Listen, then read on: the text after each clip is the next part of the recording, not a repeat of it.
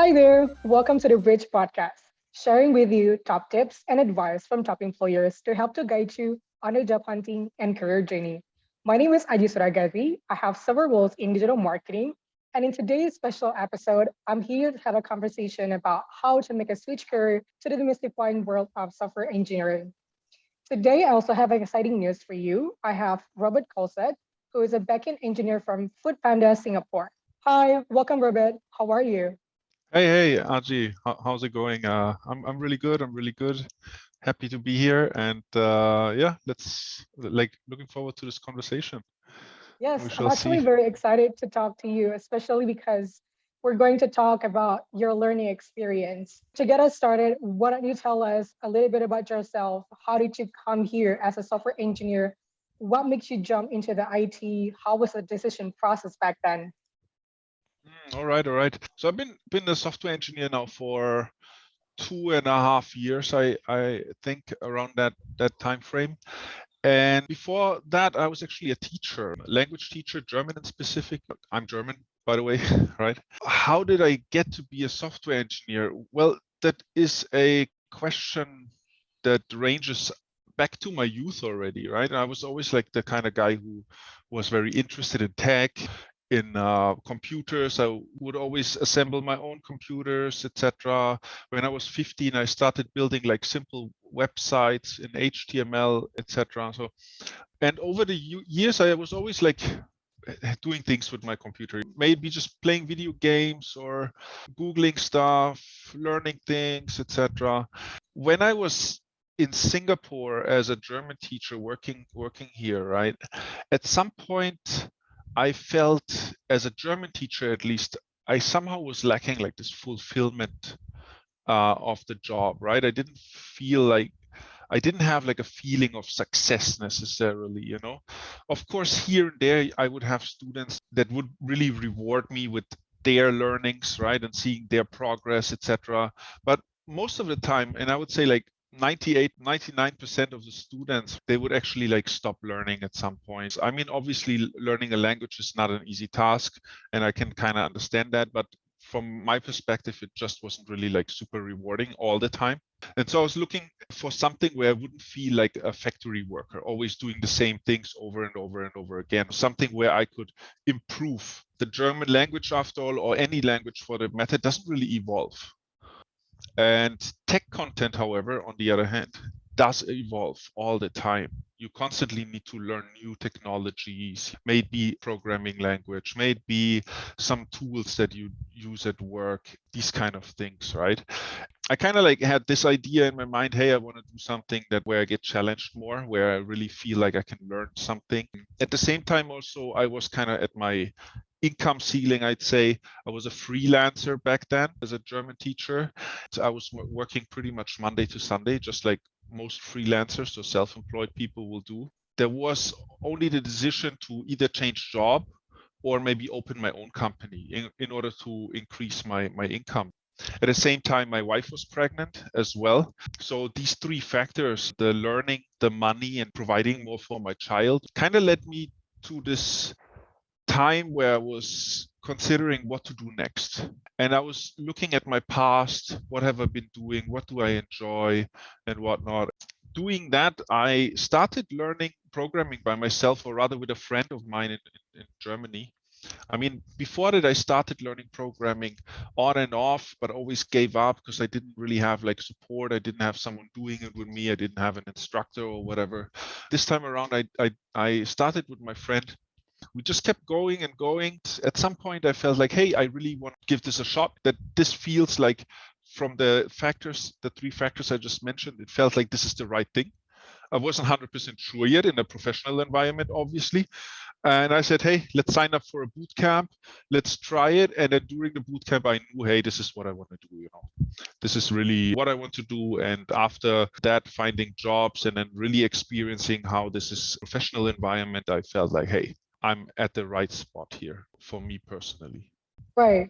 You made some radical change in your life, in your career goal from teaching, then you moving into the software engineering.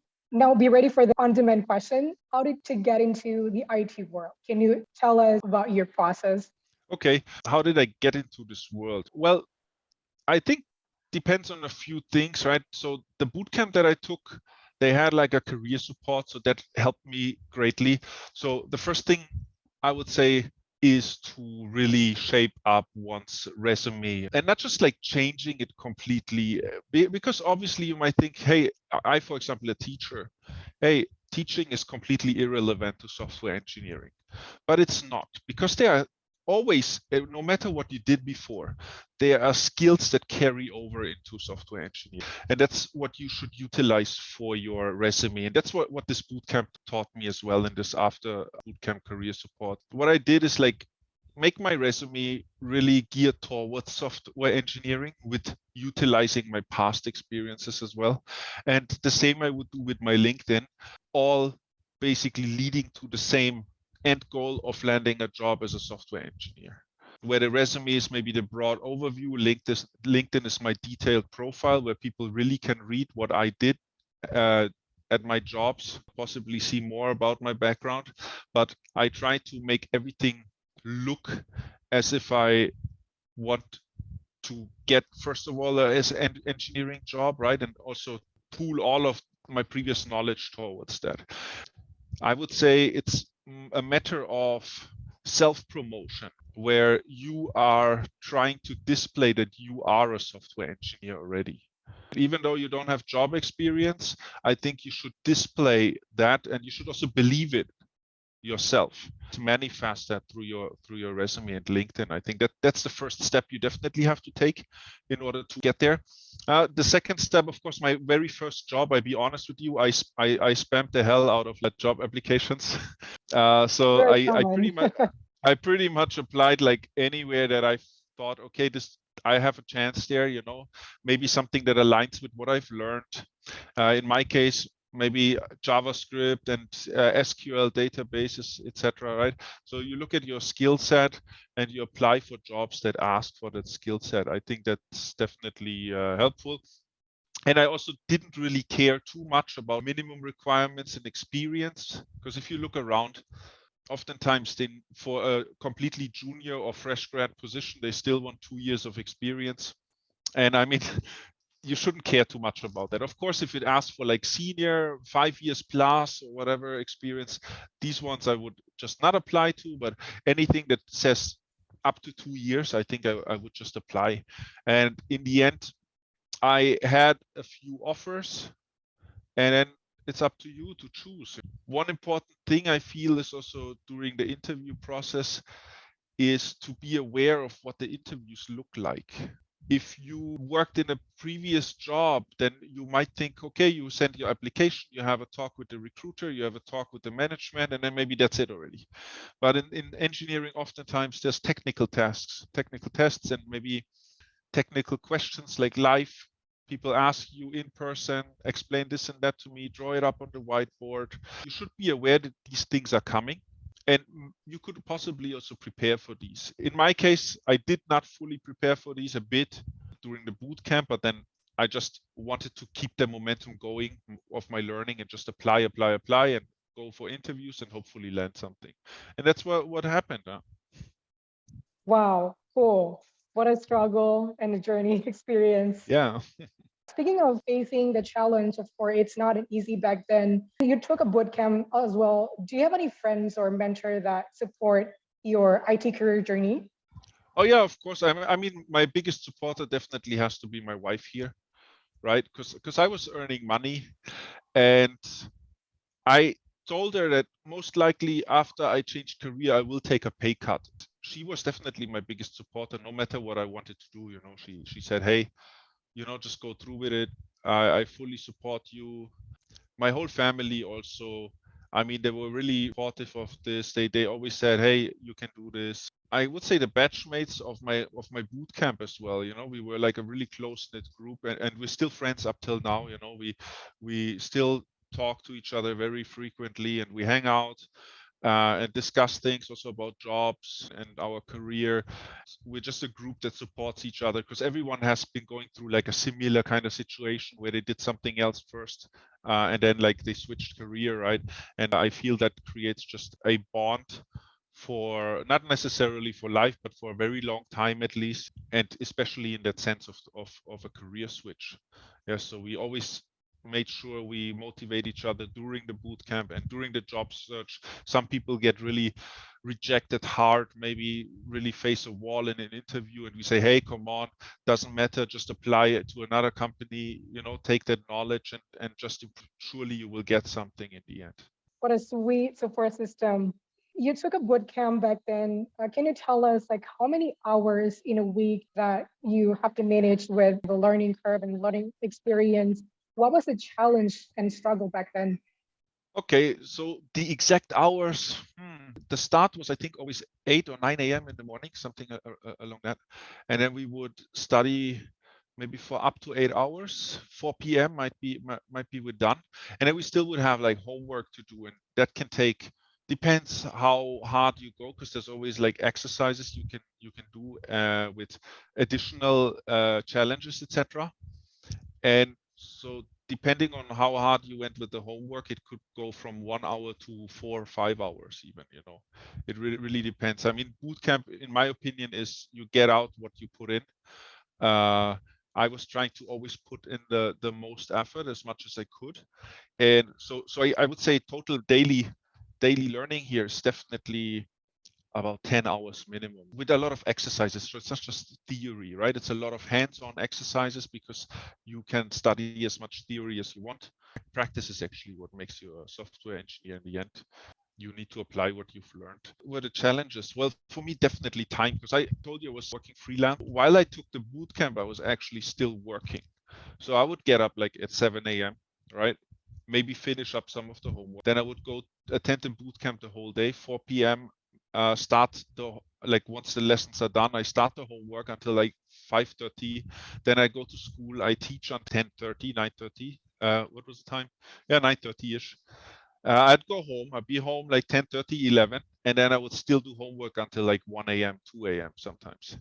And so time was really crazy for me, crazy challenge. I mean, weekends were not off either. Over the weekends we would have like massive homework that will take the whole weekend also almost, and I would spend that time. And I mean, my wife was very understanding. She knew for these 4 months or however long that took, 3 4 months, I would basically not existent. And that's how it was. It was a challenge, but I'm very glad I did that. Time is the biggest challenge that you faced back then. You went for it, you took a dedication, you focused on learning and improving, but then you faced scary prospect of actually finding a job, which is after the first freelance. How did you find the job search on your first opportunity back then? I found it not as easy as it is now, because obviously I never had any professional experience in my resume, right? And just landing that first job and having something in your resume that says like engineering, developer, whatever it is just such a help in finding a job, right? If you have nothing on there, you really need to just like knock on so many doors or like send so many applications until someone gives you a shot. Whereas if it says, okay, you had some exposure already, it's a bit easier, definitely. So I just recently changed job. I mean, you announced that I'm working at Foodpanda right now. This time around in my interviewing cycle, it was really almost every company I applied to got back to me. Previously, I would be ghosted so often time. Yeah, so many times. It's definitely easier now than it was before. So at the first application round that you ever do as a software engineer, you just need to have grit and keep going, and don't get disheartened. Well, you did your first engineering job in tech, and I think you're pretty succeeding in getting the job with your title, freelance, Blend, now Food Panda. I want to know what do typical days look like for you now?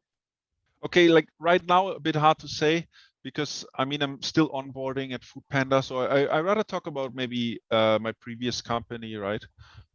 Which actually is still representative of what most engineers do, right? Right. Typical day for me is I get up, I start at 10, I would say. I mean, so depends on your company, of course, right? Let's assume I start at 10.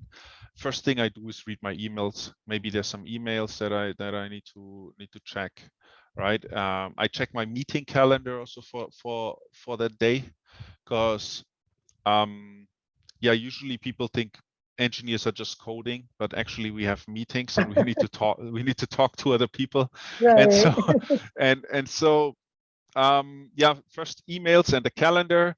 So I'm aware of what time I need to be joining some meetings as well, plan my day a bit, and then I would tackle a task. So maybe for these 2 weeks, like usually you work in like 2 week sprints, we call it. It's like a cycle of 2 weeks where you get tasks assigned. Then I will have a task and I will continue or start working on that specific task. And I spend a few hours on that. Oftentimes that also requires maybe still having some conversation on Slack or other medium to clear up some details with your product managers, or maybe you found something in designs where you feel like, hey, that doesn't really make sense after all, even though you started implementing already, and you need to talk to the product manager, to the designers, the other engineers maybe in your team, etc. It's a mixture of writing code and communication, and of course you have your lunch. You might have meetings, and then in between you try to squeeze in a bit more work to get things done. There's no meetings, and you can just like hopefully write some code. If you think of a software engineer, most people think like, oh, 8 hours writing code. That is not really true. I think in fact it's more about 3 to 4 hours if you're lucky, and of course always depending on the team, on the company, the way your company handles things, etc. I have also weeks where I can write a lot of code, and I have weeks where it's mostly just meetings. And it really depends on the projects that you're working on. Speaking of things that you do on a daily basis, what's something you really enjoy about your job? Okay. Well, there's a few things. Right now, I'm hired as a backend engineer. Previously, I was working full stack. The change that I made here has a reason, and that is because I like handling data. I'm not liking data in a sense of like data analysis, etc. But I want to at least play with data. I want to retrieve something from the database, do something with the data, and like return it to the client, or maybe I get some requests in and then I need to do something specific with the request, like validation. Basically, what I like to do is these kind of logical puzzles that I like to solve here. In the end, I was talking in the beginning about challenges and learning, and I feel especially the challenge part plays a role here, where you really need to solve like logical puzzles. You need to know what the business logic is that maybe your product manager or your stakeholders basically laid out for you. You need to know that business logic and apply it to code, and yeah, solve basically these logical puzzles. And I think that's really something I enjoy heavily. I feel if I would work on the front end, for example, I wouldn't get this as much. I would still have that to some extent, but a big part of front-end engineering is more like the graphical interface as well. And while I do enjoy that as well, it's not as enjoyable than handling data, I feel, and really like incorporating business logic. You've been working in the tech industry for 3 years, right? Yeah, I mean, I'm going towards 3 years, yes. So, what are the essential skills for a software programmer? Okay, so of course, I mean, tech skills are relevant and necessary, right? But I, for one, do think that tech skills is something you can always pick up. You can always take a course, If you don't know a specific language, you can always pick it up. Like right now, I'm in the midst of learning a new language that I haven't worked with before for my current job. But what I rather feel is really important is soft skills, communication, patience, these kind of things, where you are in a work environment and you need to make decisions with other people together in a team, first of all, right? You need to be a team player. And yeah, communicate with these people and voice out your opinion and take in other opinions objectively, right? And try to come up with the best solution possible. So I feel like overall the whole communication topic and all that it consists of, right? Like to have a healthy conversation is for me the number one key to becoming a good software engineer. Not to be said, there's no jobs out there that are still like that follow that kind of stereotype of a programmer where you sit in your cave, and you just code for 8 hours and you don't do anything else. There are these kind of jobs out there, definitely, but for the majority of modern companies, especially like startups, etc., I feel communication is 100% key. If you are a good communicator, you will make it quite far, I feel. And yeah, the second quality is try to have a beginner's mindset, definitely. So beginner's mindset meaning try to be humble about your skills, first of all, right? Don't think that you are the know-it-all, basically, all kinds of technology and all kinds of architecture and whatever, and therefore you are the best engineer. If you approach the job with that kind of mindset, I think you will not be very popular. You might be a good programmer, right, in terms of like technical skills, but you will not be popular, and oftentimes it will not be fun to work with you. And you will notice this really fast, right? You will only be alone. You don't get included to team outings and all that, right? So try to be humble. Try to think that you are always a beginner. Try to approach every situation like a learning situation. So it doesn't matter if someone has 10 years more experience or 10 years less experience than you. I think from every person you can take away some pointers to improve yourself, right? It's this whole self-development, self-improvement kind of thing where you just try to grow and grow and grow. Oftentimes companies nowadays talk about this Kaizen principle, from like this Japanese term, I think, where you get better 1% every day. That's what you aim for, right? And if you have this beginner's mindset, I feel you're on a really good way to doing that as well. Yeah, that's really, really important, I feel. And then lastly, maybe I want to point out like ownership. If you mess up, own up to it. Be honest. In general, I mean, I'm from Germany. We are usually, my people are mostly like very honest and direct, we're known for that. But aside from the cultural thing, I think in general in the job world, it helps you, and it's not just for software engineering, right? It helps you for any kind of job to just be open and honest about your shortcomings, right?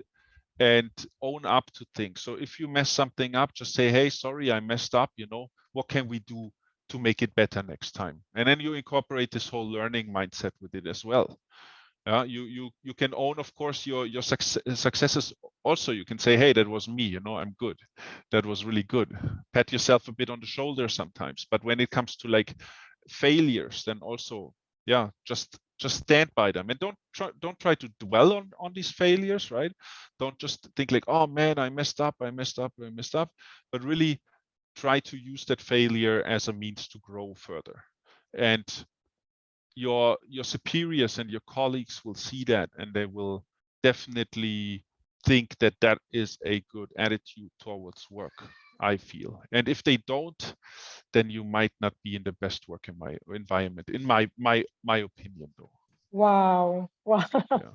Those are very essential skills. First, the communication. Second is a learning mindset. And third is ownership and being honest to your teammates. Having a career in tech now seems promising. So, if you want to plunge into the very different world of coding, we need to remember that more accessible than ever in present. It's not an easy option, like you mentioned. There's a lot of struggle, time, you have to sacrifice other stuff. And so I wanted to ask you, what are the things to consider before switching career to the coding work? Yeah, I think you definitely need to consider like a few things, right?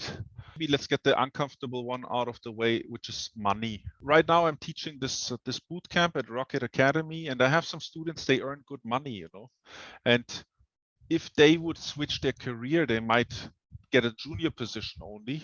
That means they might possibly go from like a 10K paycheck to a 3-4K paycheck, And I think that is a very, very valid and definitely important consideration to make, right? Even though you love coding, if you have to cut your salary by so much, you need to know if it's worth it or not. How much do you hate your other job, basically, right? That's the question there. Yeah. I mean, maybe you're a banker and you work 16-hour days and you like near burnout and you hate your life from A to Z. By no means, but just go for the software engineering job if you really like it. If you feel like that's what you want to do, go for it. Because in the end, and that's my second point, basically, you should do something that you enjoy, right?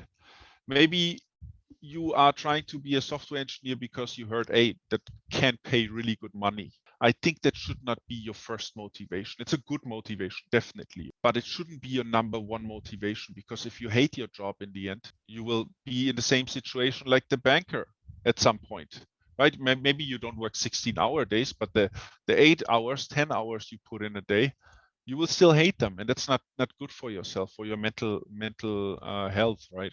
So maybe going a bit into the more like positive side of things, I think you should give it a try first, especially if you feel like you like tech, even if it's just you reading the news, etc. Go for it, try it out, and then you can still worry about all of these things. Take maybe like a basic course somewhere that takes like 4 weeks, 8 weeks, something like that. Something small, something that doesn't cost you a lot of money, and then you can have these considerations about like money and enjoyment. And I think the last point is really also like learning. Do you feel stuck in your current job? Do you feel like you're doing the same thing over and over again? Have you tried switching jobs, switching companies, right? Rather, and see maybe that it's just your company, or is it your whole industry? What is it that is like making you feel like you're stuck there? Listen to yourself or ask yourself like these kind of questions, and then if you really feel stuck because of your job and your industry, then maybe you could consider software engineering. Yes, you could do that. But as I said, it goes back to the same thing. Maybe do a basic course first. It doesn't need to be like with an instructor. It can also be like an Udemy course or something online. And then you will see that really quite fast if you enjoy what you're doing there or not. Like for me, it was not doing data analysis or whatever. I started with web development, just like simple HTML and CSS websites. I just created a simple website, gave it some styling, and I felt like, hey, wow, one day I push out like this nice looking website here. That doesn't seem too bad. And then you feel like, hey, what else can I do? I can add some interactivity to it with JavaScript. And then you do that, and then you're like, wow, what else is there? And then you explore all these different things. And in the end, you might make the decision like, hey, I want to be a software engineer. For me personally, I also don't know exactly 100% what I want to work in, what specialization yet. There's so many different fields related to tech. It's like DevOps, there's backend, front end, full stack, there's like game developers, Android developers, iOS, everything. And I'm also still in the midst of finding the exact specification, do exactly what I 100% love. And it might be a never-ending search. To sum it up, 3 essential things that need to be considered, like you mentioned, first is about money, your investment. Second, really about knowing or aware your motivation. And then action that you mentioned, interested in working in tech. Just to add on something to your summary just now, I definitely want to say you should do it if you feel like you enjoy it, right? That is very important. You should enjoy what you're doing. And only then will you do this long term, I think, no matter what the job is in the end. Yeah, That's it. That's it already. Sorry to interrupt you. No, that's fine. That's important, like mental health aspect, that how are we going to maintain our life? Because working is not just about money, it's not just about work, but it's also a combination skill set, environment that you already mentioned earlier. So yeah, we're almost jumping to our last question. Do you have any word of advice for anyone aspiring to work to be like you, or for anyone aspiring to work in software engineering? Ooh, that's a big question, huh? Advice, right? Yeah, So maybe like a similar path to you. yeah, so if you're in a similar path to me, right, I would definitely tell myself, at least if I would go through this again, right, really just focus on learning first, right? You will earn less, which is fine. I think you will earn less, but really focus always on learning, learning, learning. Don't care about all these other things like money, prestige, or titles, because with the learning, these will come automatically. And don't stress yourself. I used to maybe stress myself out. Oh God, I need to get a job really fast, fast, fast. Or maybe you're working on some features and you're like, oh no, I need to get this done really fast, otherwise I'm looking bad in front of my team or whatever. And then you suddenly pull like overtime and this and that. Don't do that, don't do that to yourself. Your team doesn't want that either. They want you to be balanced so you can work properly. And that goes also into the application process, I feel.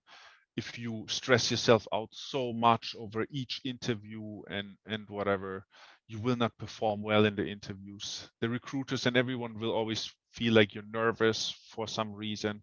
But there's nothing to lose there, because in the end, people just looking to find someone who's compatible with the job or with the company.